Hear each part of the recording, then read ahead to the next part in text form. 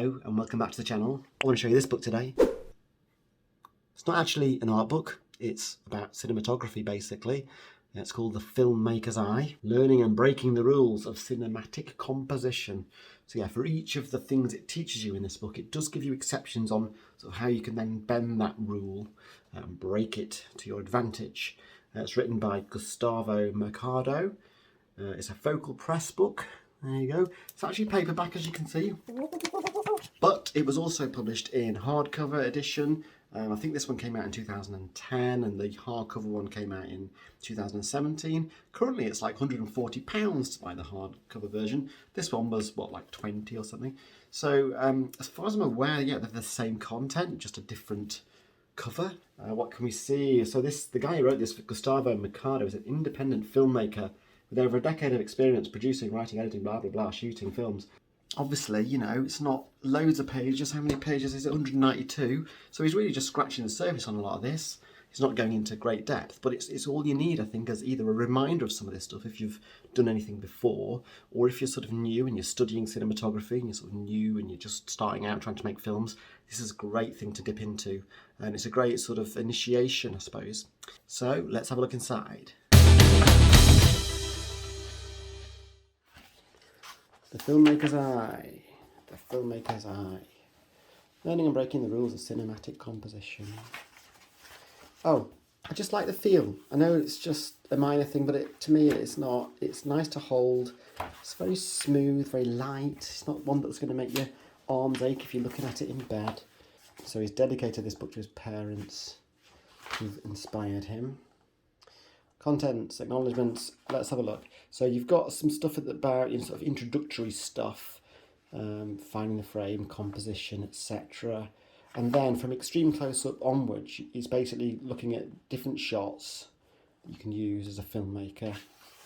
And that goes on, as you can see, for most of the book really, zooms, pans, dolly shots, etc., tracking shots. And then you basically have kind of a filmography and index. So the majority of the book is concentrating on shots, shot at a time. Let's have a little look.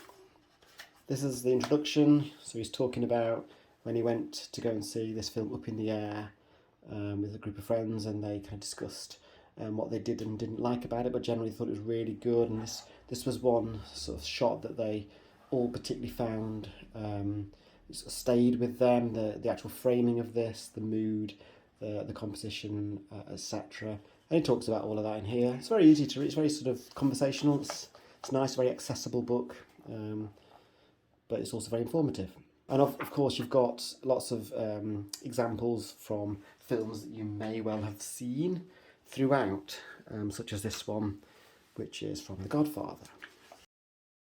So he's talking here about the composition and the fact you've got three axes, your X, Y, and then Z, which is sort of depth.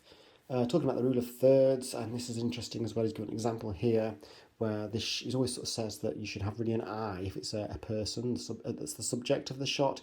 An eye should probably line up with one of these top dots. Stuff about sort of close-ups here.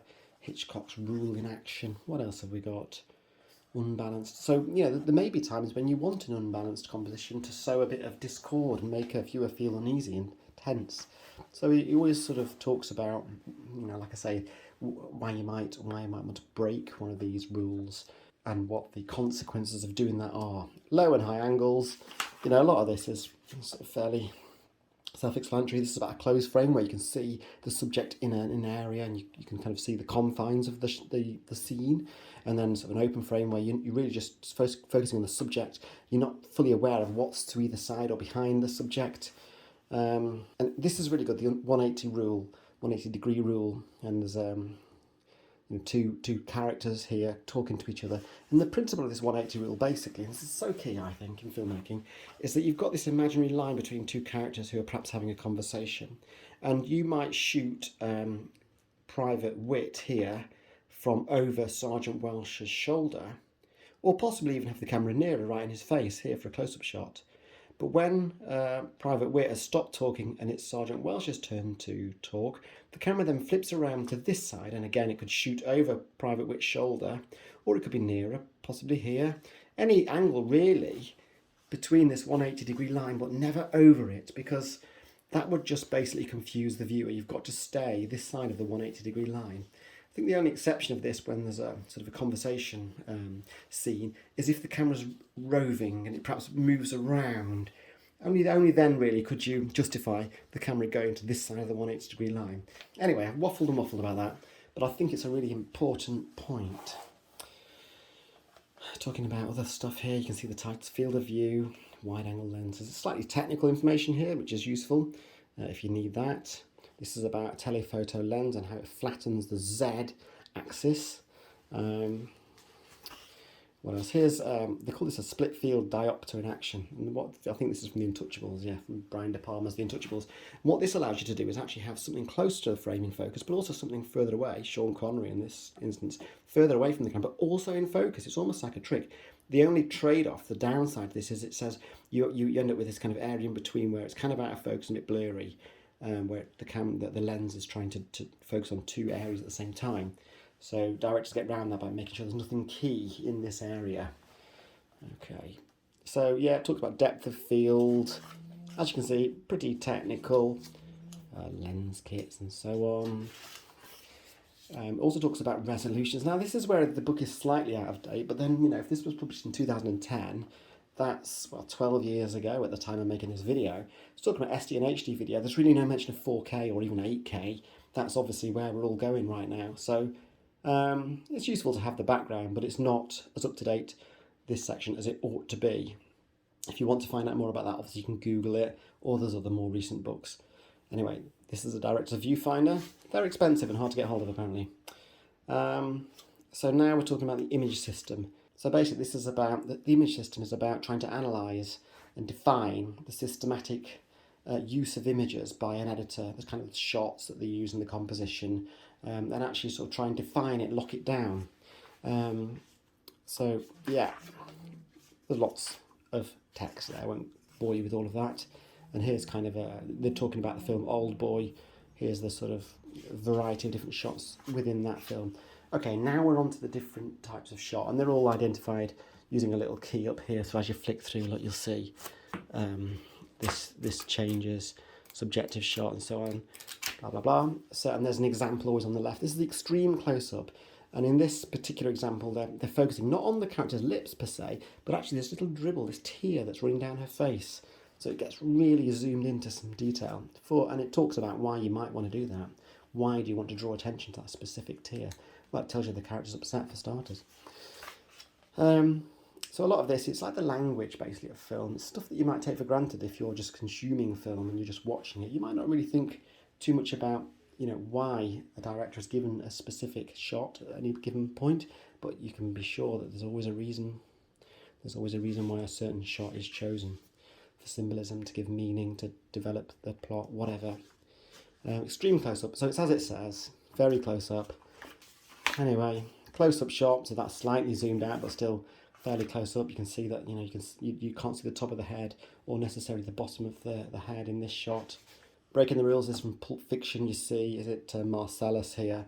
It's kind of almost like taking the mickey, really. It's a close-up, but really all you can see is the back of his head.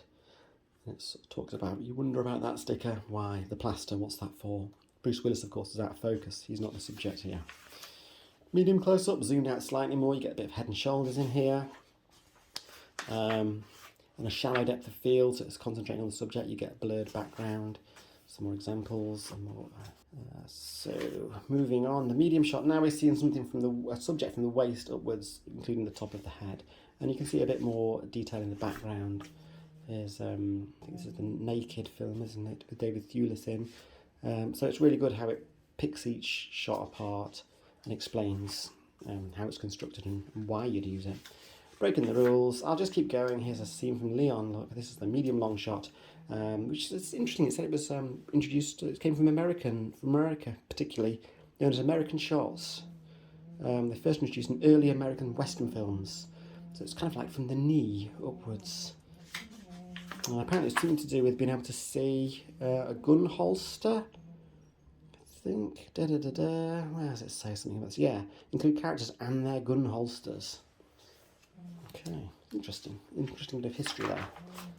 More stuff about medium long shots, breaking the rules. Of course, I've not actually mentioned, but there's technical considerations as well in terms of like what lenses you might use to achieve those particular shots for each of the shots. Long shot, you know, there's a scene from The Matrix. Obviously got the whole character now in shot, or two characters in that case.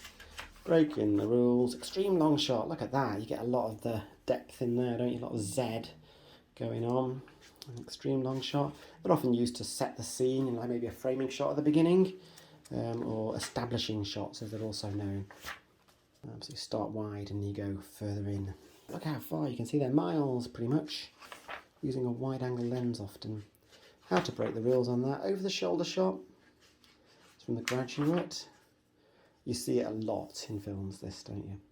Generally, when two characters are conversing, more often than not, it'll be over the shoulder. So that's from The Shining. Beautiful. I'm gonna just keep moving on because I'm aware that I'm talking a lot. But as you can see, Hannibal Lecter, subjective shot. As you can see, it goes through all the main shots you might consider using and the ones that you would be familiar with seeing in films.